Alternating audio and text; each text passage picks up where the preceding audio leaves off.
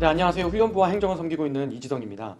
오늘은 본문 말씀을 살펴보기에 앞서서 저희가 IMB 해외선교부의 허락을 받아서 사용하고 있는 Deepen Discipleship이라고 하는 이 교재를 어떤 방식으로 저희가 사용하고 있는지 그 내용을 핵심적으로 좀 말씀드리고, 그러한 방식으로 수요 설교 말씀을 여러분들께서도 같이 이 얼개를 그리셔서 말씀을 들으시면 되겠습니다.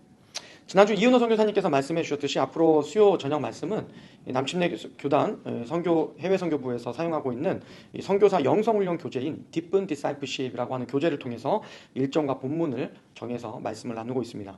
교재는 여러분들이 구글에서 Deepen Discipleship이라고 영어로 검색을 하시게 되면 IMB 선교회 홈페이지를 통해서 영어 버전의 교재를 다운로드가 가능하십니다. 원하시는 분들은 다운로드 하셔서 개인 묵상을 위한 목적으로만 사용하시면 되겠습니다.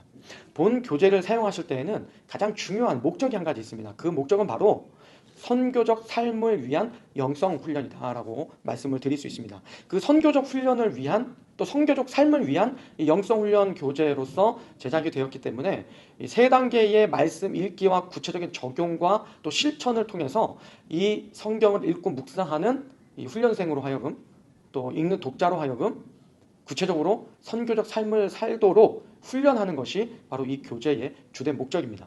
그래서 이와 같이 세 단계로 진행이 되는데, 첫 번째는 바로 read and learn, 말씀을 읽고 그 말씀의 내용을 배우는 과정입니다. 구체적인 어떤 패시지를 저희가 매일매일 읽게 되면은 그 말씀 속에 담겨져 있는 하나님의 뜻과 또 하나님께서 우리들에게 말씀하시고 있는 교훈들이 보입니다. 바로 그것들을 읽어내는데 구체적으로 선교적인 관점으로 말씀을 읽고 그 말씀의 내용을 배우는 것이 바로 첫 번째 단계입니다. 두 번째 단계는 reflect and change. 선교적 관점으로 본문 말씀을 읽고 나면 그 본문 말씀을 통해서 내 삶을 반추하고 내 삶을 돌아보면서 구체적으로 내 삶을 어떤 방식으로 변화시켜야 되고 또 내가 변화해야 될 삶의 모습은 무엇인지, 이런 부분을, 특정 부분을 변화시켜서 선교적인 내 일상의 삶의 선교사로서 살아가기 위해서 구체적으로 무엇을 변화시켜야 되는지를 돌아보는 것이 바로 두 번째 단계인 reflect and change의 단계입니다.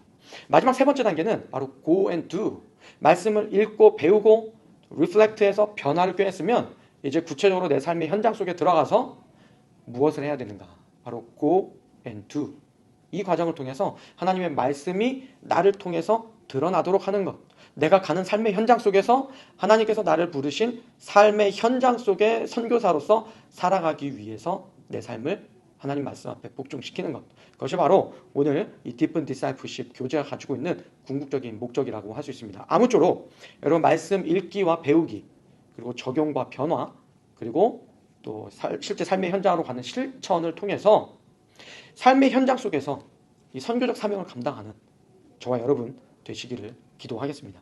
오늘 저희에게 주시는 하나님의 말씀은 누가복음 4장 18절과 19절 말씀입니다. 성경을 찾아서 함께 읽도록 하겠습니다. 누가복음 4장 18절과 19절의 말씀입니다. 같이 읽겠습니다. 시작. 주의 성령이 내게 임하셨으니 이는 가난한 자에게 복음을 전하게 하시려고 내게 기름을 부으시고 나를 보내사 포로된 자에게 자유를, 눈먼 자에게 다시 보게 함을 전파하며 눌린 자를 자유롭게 하고 주의 은혜의 해를 전파하게 하려 하심이라 하였더라. 아멘. 오늘 읽은 본문 말씀은 누가복음 4장 18절, 19절 말씀입니다. 이 말씀은 사실 누가복음에서 가장 중요한 말씀이다라고 이렇게 요약을 하고 정리를 해도 사실 과언은 아닙니다. 누가는 이 편지를 받는 데오빌로에게 복음이 무엇인지, 그리고 복음이 전파되는 곳에 일어나고 있는 일은 무엇인지, 실제 복음이 전파됐을 때 어떤 열매로 드러나게 되는지를 이 말씀을 통해서 아주 집약적으로 정리해서 알려주고 있습니다.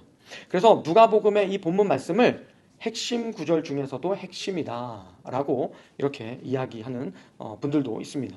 이 말씀은 예수님께서 이사야서 61장 1절에서 3절의 말씀을 직접 인용하신 말씀으로서 이사야를 통해서 선포된 주의 은혜의 해, 하나님의 보복의 해, 여호와의 날, 여호와의 해, 즉 희년이 예수 그리스도를 통해서 시작되고 성취된다라고 하는 그런 선언으로 사용되는 선언문이다라고 이야기해도 과언은 아닙니다. 여러분 잘 알고 있다시피 희년은 7년마다 찾아오는 이 안식의 해를 말합니다.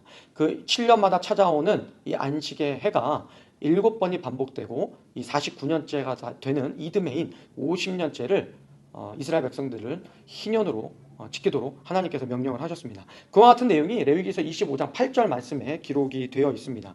이 희년에는 채무가 탕감되어야 했고, 이 희년에는 빚 때문에 땅을 팔았던 그 땅이 다시 원래 주인에게 돌아가는 그런 회복이 있었고, 또 빚 때문에 팔려진 노예들이 해방되는 그런 회복의 날이었습니다. 하나님께서 이스라엘에게 회복과 이 희년의 메시지를 주신 궁극적인 목적은 하나님의 백성 중에는 영원한 노예도 없고, 하나님의 백성 중에는 영원한 지배관계도 없고, 모두가 하나님의 통치 아래에서 동등한 존재다라는 것을 알도록, 그리고 이 깨어진 세상 속에서 망가져버린 질서들을 일정한 연한을 두고 원래대로 회복시키시는 것을 통해서 하나님께서 다시 이 땅 가운데 통치자로서 임하실 그때에 궁극적으로 회복될, 완전하게 회복될 그 회복의 희년을 맛보도록 하기 위한 것이 바로 희년의 목적이었다라고 할 수 있습니다. 예수님께서는 이 나사렛 한 회당에서 이사야서 61장의 말씀을 찾아서 읽으시는 것을 통해서 희년이 시작되었고, 그 희년이 궁극적으로 회복될 것이다 라고 하는 메시지를 이 회당에서 선포하셨습니다. 그 희년의 선포를 통해서 가난한 자들에게는 복음이 선포되는데, 이때 포로된 자는 자유를 얻게 되고, 눈먼 자는 다시 보게 되고, 눌린 자는 자유롭게 되는 이 놀라운 회복이 일어난다는 것이 바로 이 누가복음 4장 18절과 19절의 말씀의 핵심입니다. 이것이 바로 예수님께서 오셔서 선포하시고, 또 제자들과 이 예루살렘, 이스라엘의 모든 마을들에게 가르치시고 선포하실 희년의 메시지였다라는 것입니다. 이처럼 희년은 바로 눌린 자들, 눈먼 자들, 억압된 자들, 가난한 자들의 회복, 바로 영원한 하나님을 만나는 것을 통해서 그들이 변화되고 회복되는 그 회복의 메시지를 선포하는 것이었습니다. 그런데 많은 경우에 이 누가복음 4장 18절에서 19절의 말씀을 읽어보게 되면, 단순히 가난한 자는 심정적으로나 혹은 나아가서 영적으로 가난한 자요, 회복이 대상이 되는 눈먼 자, 포로된 자, 눌린 자는 영적으로 포로되고 영적으로 눈이 멀고 영적으로 눌린 자로만 이해하려는 경향이 없지 않아 있습니다.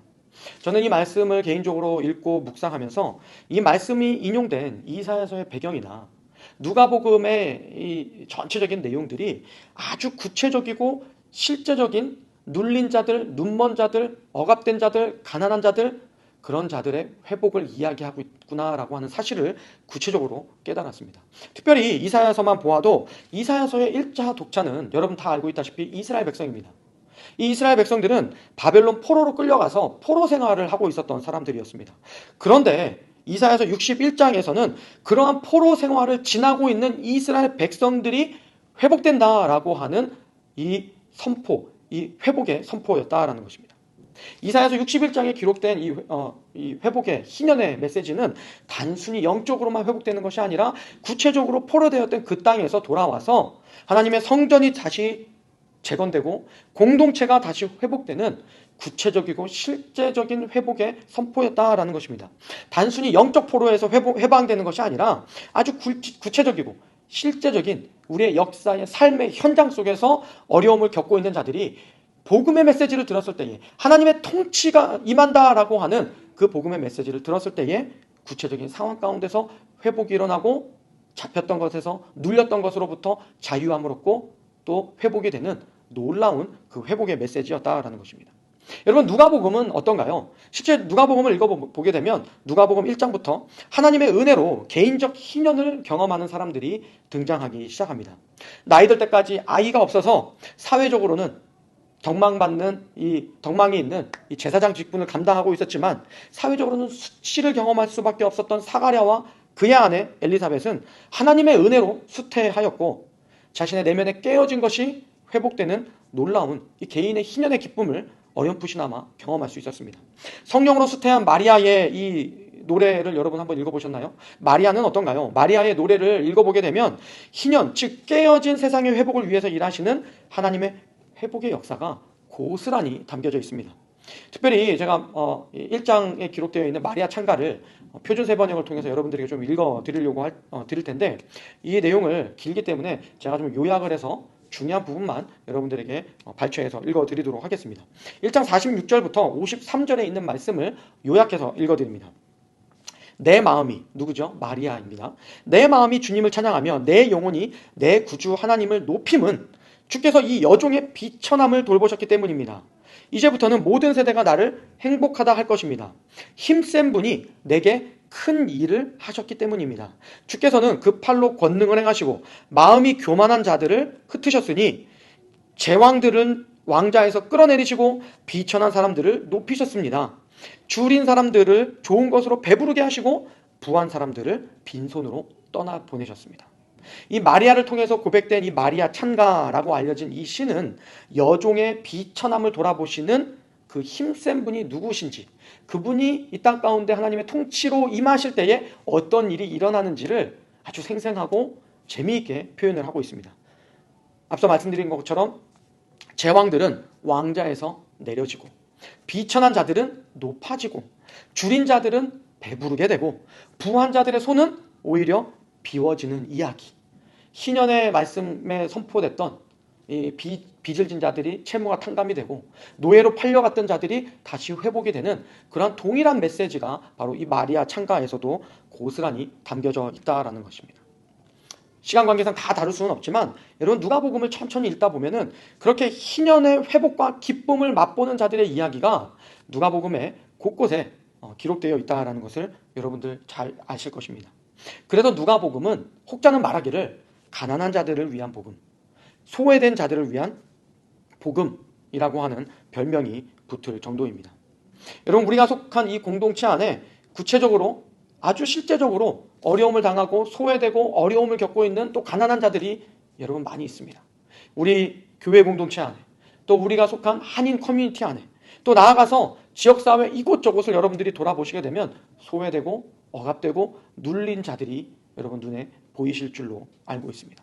약간의 고개를 돌려보시면 여러분들 그들의 아픔이 예수 그리스도의 마음을 통해서 하나님의 마음을 통해서 그들도 궁극적으로 회복의 대상이구나 라고 하는 그런 관점으로 그들을 이해하시고 그들을 껴안으실 수 있으실 거라고 저는 믿습니다. 저는 지난주에 혈액암으로 고생하시는 한 형제님의 가정을 방문해서 복음을 전할 기회가 있었습니다. 그 형제님 옆에 앉아서 투병으로 거칠어진 손을 꼭 부여안고 그분에게 말씀을 또 하나님 나라의 복음을 나누었습니다. 정말 그 형제님의 모습을 옆에서 지켜보면서 제 겉모습으로는 담대하고 큰 목소리로 말씀을 선포하기는 했지만 정말 그 형제님께 뭐라 드릴 말씀이 없는 정말 그 무너져 내린 그 모습이 너무나 안타까워서 그냥 마냥 죄송하기만 하고 목회자로서 제가 무엇을 해드릴 수 없는 그 사실에 너무 마음이 아팠습니다. 저는 그저 간절한 마음으로 하나님의 마음을 나누고 하나님의 통치자 되심을 선포하고 예수 그리스도를 주로 고백했을 때에 우리 삶 가운데 우리 내면에서부터 어떤 일이 일어나는지 성경 말씀을 담담하게 나누고 정말 애절한 마음으로 그 형제님 마음 가운데도 그 하나님이 주시는 하나님이 주인 되셨을 때 나타나는 우리 삶의 평안함이 임재하기를 간구하는 마음으로 그 형제님을 복음 앞에 초대했습니다. 그 순간 그 형제님께서는 눈물을 흘리며 예수님을 주인으로 받아들이겠다라고 고백하고 그때 저희는 그 예배 모임을 통해서 한 영혼이 하나님 앞에 하나님을 주인으로 받아들이고 예수 그리스도의 통치자 되심을 선언하는 그런 은혜가 되는 예배를 같이 나눴습니다. 지금 사랑하는 이 형제님께서는 고인이 되셨지만 예수 그리스도를 주인으로 고백한 이후에 2주간의 짧은 삶을 통해서 말씀을 묵상하려고 노력하고 찬양을 하려고 노력하는 그런 또 마음에 기쁨이 넘치는 그런 은혜를 경험했다라는 이야기를 전달을 받을 수 있었습니다. 하나님의 통치 앞에 무릎 꿇고 하나님으로만 만족하겠다 고백했던 그 형제님은 저에게 목회자가 해야 될 일이 무엇인지 우리 교회 공동체가 복음을 전한다라고 했을 때에 우리가 껴안아야 될 대상들이 누구인지를 선명하게 남겨주셨습니다. 여러분 우리 교회 공동체가 나아가야 할 곳은 어디인가요? 여러분들의 삶의 발걸음이 움직여야 할 곳은 어디인가요? 오늘 누가복음 4장 18절에서 19절의 말씀을 다시 한번 묵상해 보시면서 여러분들이 일하고 있는 직장에서 또 여러분들이 속한 그 어느 곳에서 아무도 모르게 신음하고 아파하고 있는 여러분 주변에 있는 공동체의 사람들에게 복음을 전하시고 그 깨어진 세상 속에서 하나님을 주인으로 받아들일 때에 우리 내면으로부터 어떤 변화가 일어나게 되는지를 담담하게 하나님 말씀을 통해서 나누시는 그런 선교사적인 사명을 감당하시기를 주님의 이름으로 권면드립니다. 다 같이 기도하시겠습니다. 하나님 감사합니다.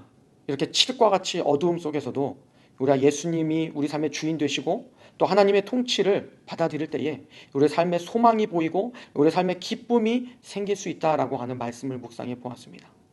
오늘 예수님께서 이 나사렛의 한 회당에서 이사야서 61장의 말씀을 펴서 읽으시면서 자신을 통해서 회복되고 성취될 희년에 대해서 선포하셨듯이 우리가 오늘날 우리 주변에 있는 사람들에게 예수 그리스도를 선포할 때에 그분을 통해서 참된 회복과 참된 기쁨이 우리 가운데 찾아올 수 있다라고 하는 메시지를 나누고 그 좋은 소식을 그분들에게 나눌 때에 우리 공동체 안에 정말 참된 기쁨과 평안함이 넘치는 그런 은혜를 우리도 경험할 수 있도록 주님 인도하여 주시옵소서. 오늘 읽은 말씀이 우리 삶에 작은아마 조금이라도 실천하고 또 삶의 발걸음을 옮길 수 있는 그런 구체적인 삶의 현장으로 하나님 말씀을 적용할 수 있도록 주님 인도하여 주시옵소서. 이 모든 말씀 예수님의 이름으로 기도했습니다. 아멘. 높은 산들이 낮아지고 험한 길이 평탄해지고 골짜기가 메워지는 새로운 하늘과 땅이 우리 가운데 소망으로 자리를 잡아 꿈을 꾸게 해. 불합리한 현실 속에서 주의 사랑을 외치게 해.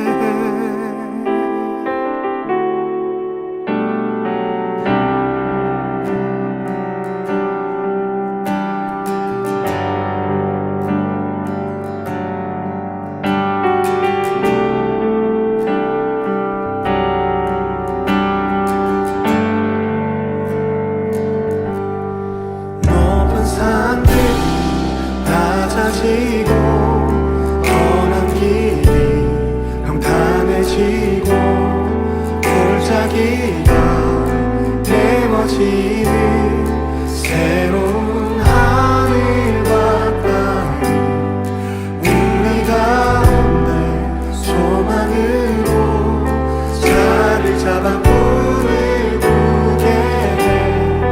불합리한 현실 속에서 주의 사랑을 외치게 해. 주의 나라 주의 뜻이 이 땅 가운데 이루어지리. 우릴 통해 주가 일하시네. 주의 나라 주의 뜻이 이 땅 가운데 이루어지리.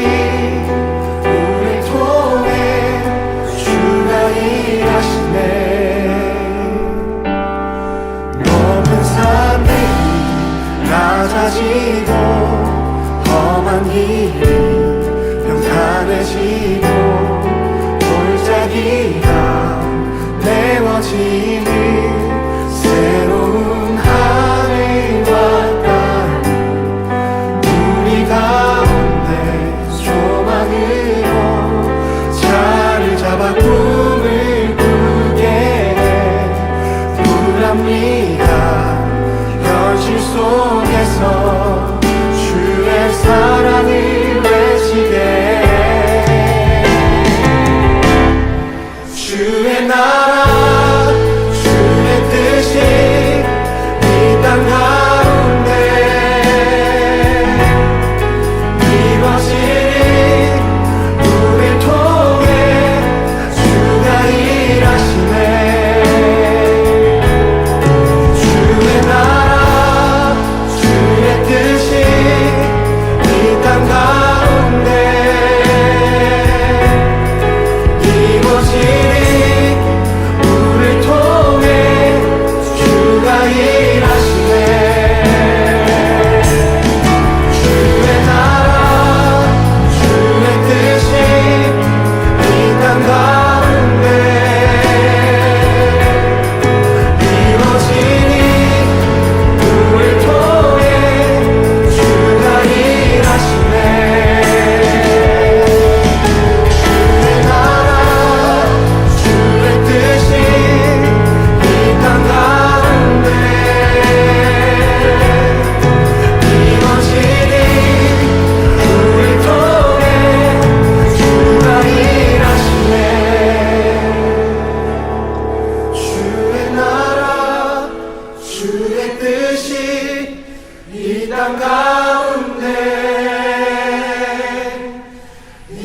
것이